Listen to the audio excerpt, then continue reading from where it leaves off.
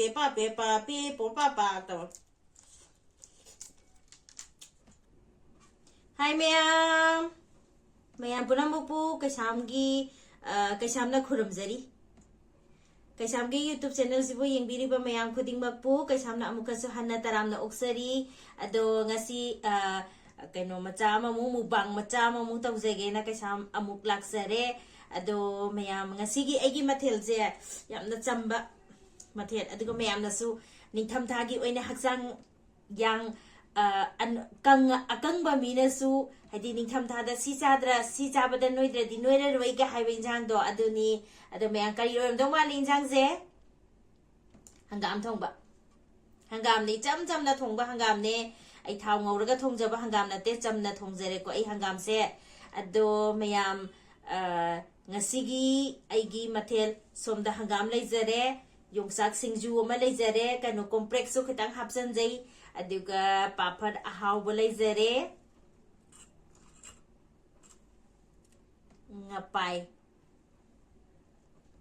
ngapai ma leijare ada nga ayai bas da mati amaga su yaujari ko ado aina yongsak adai aina sida yongsak khara kano tawgena sum marakta kotpa haidi sabada kha chajageni yongsak ta khara ngaujabagi ko aduni ko ado mayam aise ko ngasigi aigi makeup se akoi ai nupiro nupara haibasu ai khangba ngamjadre saikom tinku na haibire e ko yumda lairingai gi pa haptaba ade keno tawdabado adugi makeup to oina kiraga tawbiru na haide ebo ko aina ngarangi aina video kano sagem pomba sabagi do ko the saikom tinku na haibirak bagi ai ngasi je saikom tinku se ai nupira nupara habezo khangdre angang hana habezo ai kemta ai photo yaudam ne ken khangam dre ko waro ya de do akoi tinku saikom tinku na haibirak bagi damakta ai karim yaujada bi ngasi icham chamna cream kha taisalaga kajal kha yeksalaga lipstick pha taisalaga anna somjimadi thele koi ado ngasigi aigi mubang sida panung kaipta thetrise tingkuna haibirakpagi damaktani ado mayam hanagi aigi pa haba saktam dunga haptabai saktam jiga tingkuna haibirakpasiga karamane henge mayam comments da haibiramo ado ngasi chaba haunaba tawrage ngarangsu ising tha odre saning mangi dana handana ising khitang handa thaksange yam tha oige pamuye hangam mahi oina thakchalage haba ngayo sengada tawbusina yam nungaire boko mayam su dum mubang tobiga da balita leibo itarga de sengada oina tawbu yam nungai loi hapa challam hangam mahi lokatke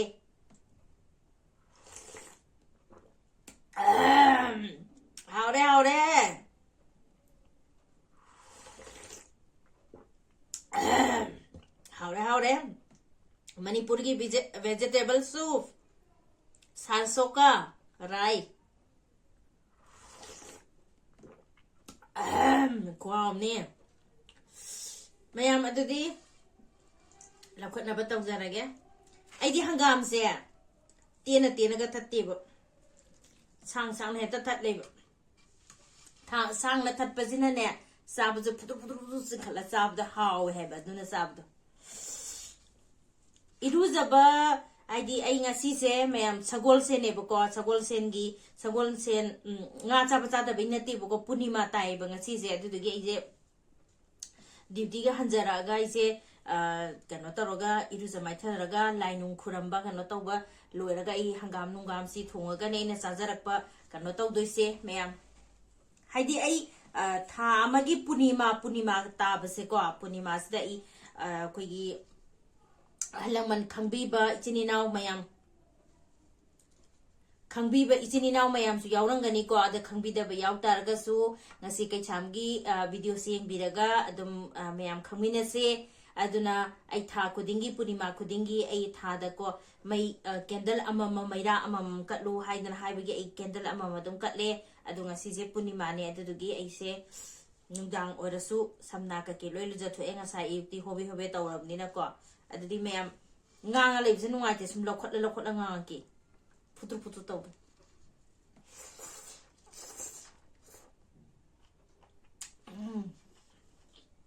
아우, 아우. 용자신도 아한백이 용자신 조금제 아이 양도 좀 다질라게.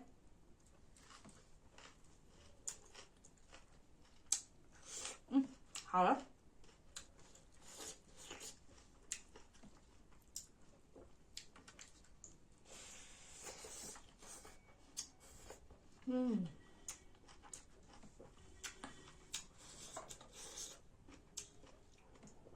mayamsi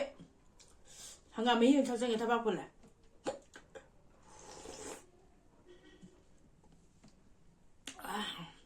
hauna samangi dana pula haba si mayam kari haina khanglai khoi ji si se ngai rong haini bu ko ngai rong hai raga khangdaba mi khangdaba lamju dum lai na ba yai ko sa kai nong hai bani ni mami khoi nga na khoi da khoi nga ngi mama na bam la ame adu du na mai hai ram bu mui da ngai rong hai raga khangde ba masak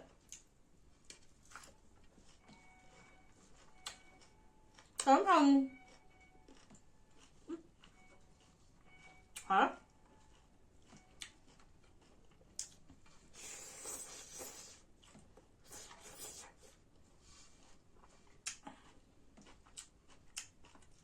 hả wow nè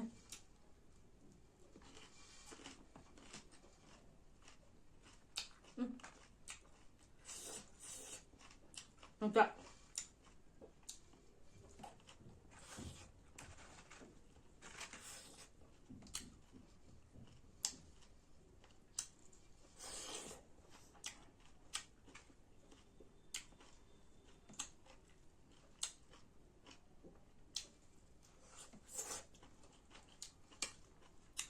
không ăn nữa ngon thật sự bắt đầu ấy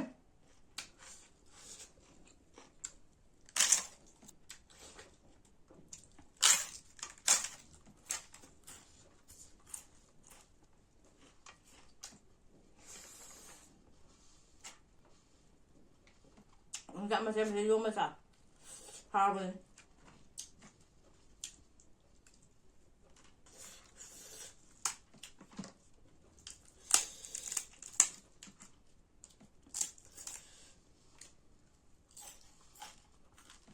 nggak tahu ni nak kut ani pa lagi memang walau gue ada maruman betul hayo ama kata nani man ba nggak kira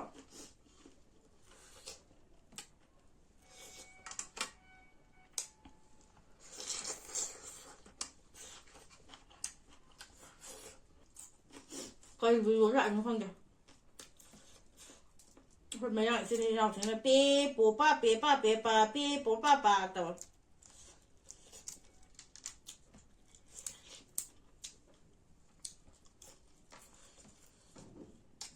nga thắc tiếng đi đây nè không ngon rồi ai đi chăm nạp thùng bột đồ à tôi này là gia đình hay ba hàng ngầm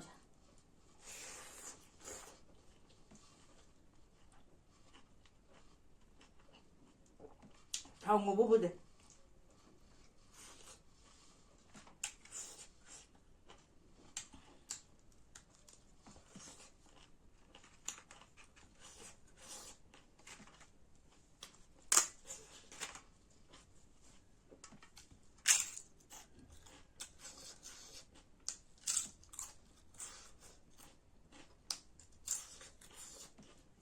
hai này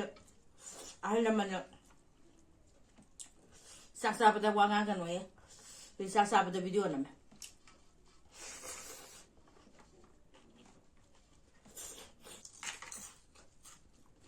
yung ini kan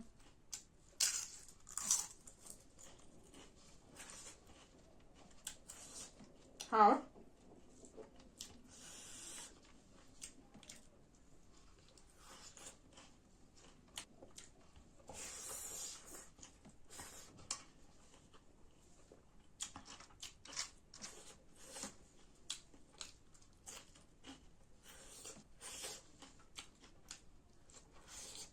哎，我这是捂的，它真ถูก啊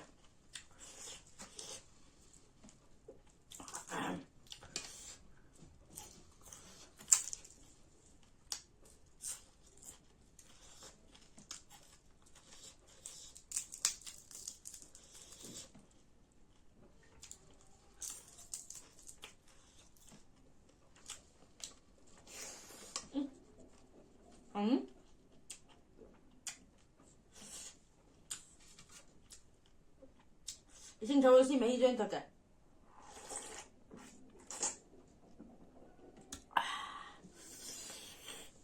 하오래 신호가 많이 누워있도 있노 하바 그놈 잡은 마담다 말라가기 잘해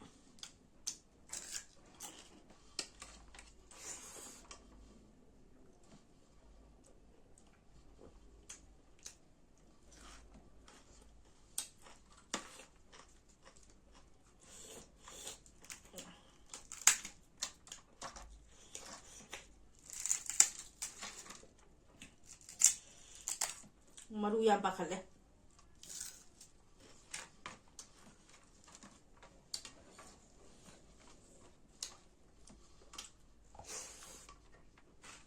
Asin juda yung chama so kuat liban ni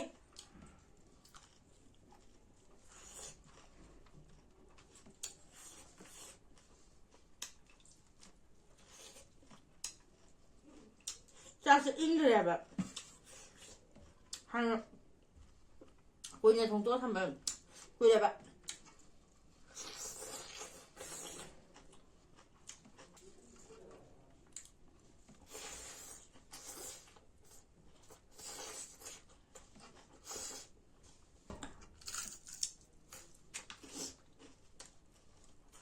nó cũng bật rồi ạ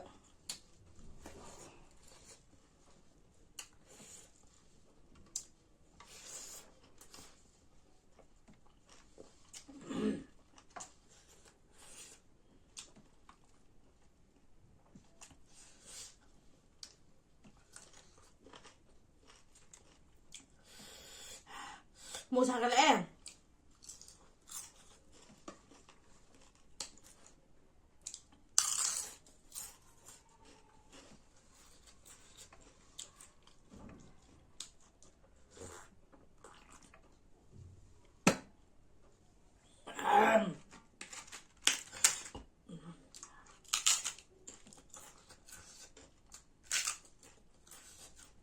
là chôm gì tên đi quay thiệt đi kìa ông quay cho thiệt đi một hai biết là cân đi mẹ anh còn sao sai với mà phải gì mẹ làm gì bây giờ có đó ổn đâu vậy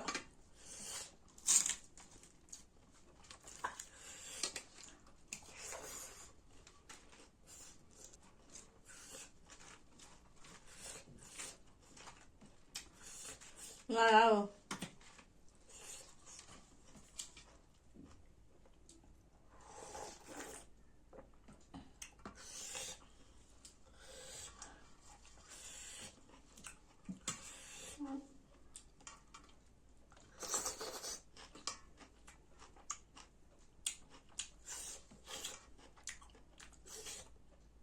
Ngasidi mascara kam ti ekram le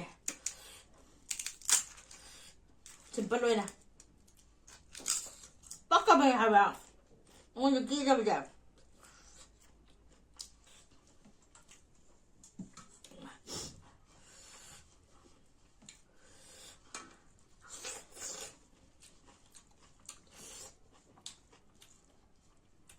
피가 저 가가 닝기 딱하게 아여라 해봐 한 감통 남남 hoạt động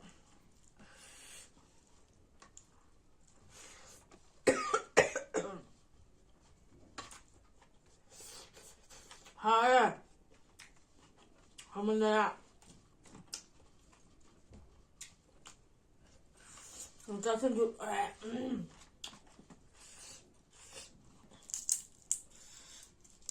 약간 부터 많이 하면 돼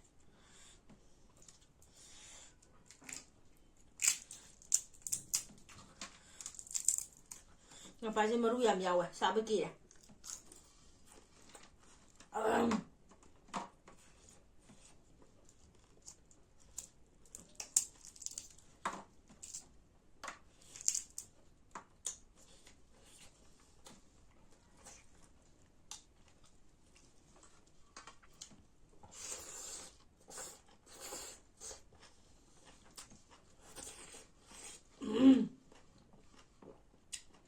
rồi với ông chạ sinh dục ông chạ mà chết cả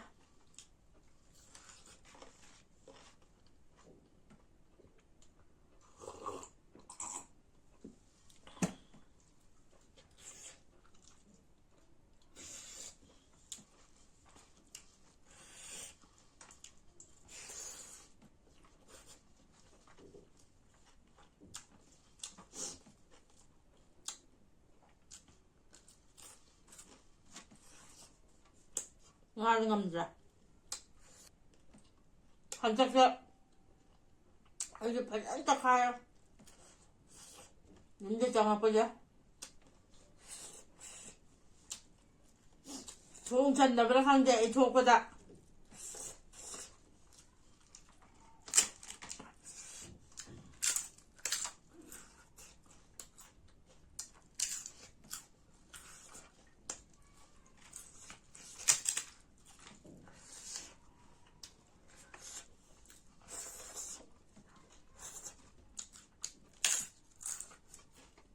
하울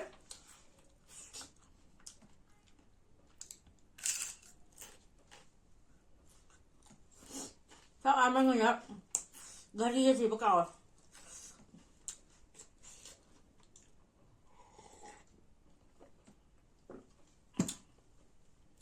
ꯃꯌꯥꯝꯅꯅꯦ ꯚꯤꯗꯤꯑꯣꯗꯤ ꯑꯗꯨꯝ ꯌꯦꯡꯉꯦꯕ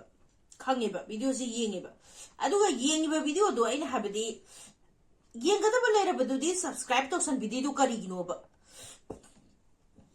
ꯁꯕꯁꯀ꯭ꯔꯥꯏꯕꯇꯨ ꯀꯣꯛ ꯇꯧꯁꯟꯕꯤꯕ ꯀꯩ ꯀꯥꯏꯒꯦꯕ ꯇꯧꯗꯕꯤꯗ ꯁꯨꯝ ꯌꯦꯡꯉꯤꯗꯨ ꯀꯩꯒꯤꯅꯣꯕ ꯅꯣꯏꯗ subscribe ꯇꯧꯕꯗ ꯀꯩꯝ ꯆꯠꯂꯣꯏꯕ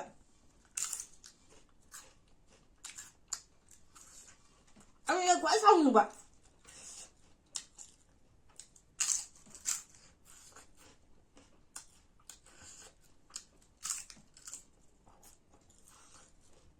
ꯑꯗꯨꯗꯤ ꯃꯌꯥꯝ ꯑꯩꯁꯤ ꯉꯝꯃꯔꯣꯏ ꯉꯁꯤꯒꯤ ꯑꯩꯒꯤ ꯍꯪꯒꯥꯝ ꯊꯣꯡꯕꯒꯤ ꯃꯨꯛꯕꯥꯡ ꯃꯇꯥꯡ ꯑꯁ꯭ꯋꯥꯏꯗ ꯂꯣꯏꯁꯤꯟꯖꯔꯦ ꯑꯗꯣ ꯀꯩꯁꯥꯝꯒꯤ ꯌꯨꯇꯨꯕ ꯆꯦꯅꯦꯜꯁꯤꯕꯨ ꯑꯍꯥꯟꯕ ꯊꯦꯡꯅꯕꯤꯕ ꯑꯍꯥꯟꯕ ꯌꯦꯡꯕꯤꯕ ꯏꯆꯤꯟ ꯏꯅꯥꯎ ꯑꯣꯏꯇꯥꯔꯒꯗꯤ ꯂꯥꯏꯛ ꯃꯆꯥ ꯑꯃꯇꯪ ꯇꯧꯁꯟꯕꯤꯔꯝꯃꯣ ꯑꯗꯨꯒ ꯃꯈꯥꯗ ꯁꯕꯁꯀ꯭ꯔꯥꯏꯕꯇꯨꯁꯨ ꯅꯝꯖꯟꯕꯤꯔꯝꯃꯣ ꯍꯥꯏꯕꯒ ꯊꯣꯛꯈꯤꯗ꯭ꯔꯦ ꯁꯕꯁꯀ꯭ꯔꯥꯏꯕ ꯇꯧꯁꯟꯕꯤꯔꯝꯃꯣ ꯑꯗꯨꯒ ꯕꯦꯜ ꯑꯥꯏꯀꯟꯗꯣ ꯈꯤꯇꯪ ꯑꯗꯨ ꯅꯝꯕꯤꯔꯝꯗꯕ ꯇꯧꯕꯤꯒꯅꯣ ꯖꯔꯨꯔ ꯅꯝꯕꯤꯔꯝꯃꯣ ꯀꯩꯅꯣ ꯍꯥꯏꯗꯤ ꯃꯌꯥꯝ ꯚꯤꯗꯤꯑꯣ ꯌꯦꯡꯉꯦ ꯈꯪꯉꯦꯕ ꯚꯤꯗꯤꯑꯣ ꯌꯦꯡꯉꯦ ꯑꯗꯨ ꯌꯦꯡꯉꯤꯕꯗꯨꯕꯨ ꯑꯩꯅ ꯍꯥꯏꯗꯤ ꯁꯕꯁꯀ꯭ꯔꯥꯏꯕ ꯇꯧꯁꯟꯕꯗ ꯀꯔꯤ ꯑꯀꯥꯏꯕ ꯂꯩꯒꯦꯕ ꯁꯕꯁꯀ꯭ꯔꯥꯏꯕꯇꯨ ꯀꯣꯛ ꯅꯝꯁꯜꯂꯣ ꯑꯗꯨ ꯀꯔꯤ ꯆꯠꯀꯦꯕ ꯅꯣꯏꯗꯒꯤ ꯀꯩꯝ ꯆꯠꯇꯕꯗꯨꯗ ꯀꯣꯛ ꯅꯝꯁꯟꯕꯤꯔꯒ ꯌꯦꯡꯕꯤꯌꯨ ꯍꯥꯏꯕ ꯑꯗꯣ ꯌꯥꯝ ꯅꯨꯡꯉꯥꯏꯖꯔꯦ ꯚꯤꯗꯤꯑꯣꯁꯤ ꯅꯨꯡꯉꯥꯏꯕꯤ ꯇꯥꯔꯒꯗꯤ ꯂꯥꯏꯛ ꯀꯣꯃꯦꯟꯠ ꯇꯧꯁꯟꯕꯤꯔꯝꯃꯣ ꯁꯤꯌꯔꯁꯨ ꯇꯧꯕꯤꯌꯣ ꯑꯗꯣ ꯉꯁꯤꯒꯤꯗꯃꯛꯇꯗꯤ ꯑꯩꯒꯤ ꯚꯤꯗꯤꯑꯣꯁꯦ ꯃꯇꯥꯡ ꯑꯁ꯭ꯋꯥꯏꯗ ꯂꯣꯏꯁꯤꯟꯖꯔꯒꯦ ꯑꯗꯨꯗꯤ ꯅꯦꯛꯁꯇ ꯚꯤꯗꯤꯑꯣ ꯅꯨꯡꯉꯥꯏꯕ ꯄꯨꯔꯒ ꯂꯥꯛꯆꯒꯦ ꯉꯥꯏꯕꯤꯔꯝꯃꯣ ꯀꯩꯁꯥꯝꯒꯤ ꯚꯤꯗꯤꯑꯣ ꯑꯗꯣ ꯃꯇꯥꯡ ꯑꯁ꯭ꯋꯥꯏꯗ ꯂꯣꯏꯁꯤꯟꯖꯔꯦ ꯉꯁꯤꯒꯤꯗꯤ ꯕꯥꯏ ꯕꯥꯏ ꯇꯥꯇꯥ